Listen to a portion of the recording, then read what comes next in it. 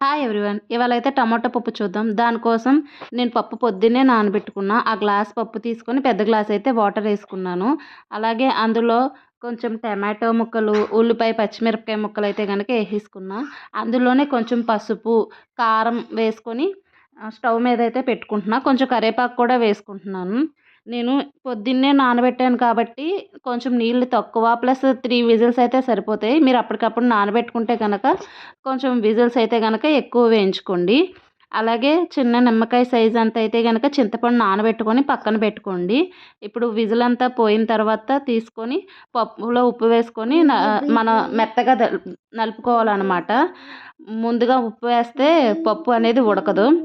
తర్వాత మనం చింతపండు రసం తీసుకొని ఉన్నాం కదా! ఆ చింతపండు రసాన్ని అయితే వేసుకొని పప్పును కొంచెంసేపు ఉడికించుకొని ఫైనల్‌గా అయితే గనక పోపు పెట్టుకుంటే మన టమాటా పప్పు ready. Please subscribe my channel. Thank you.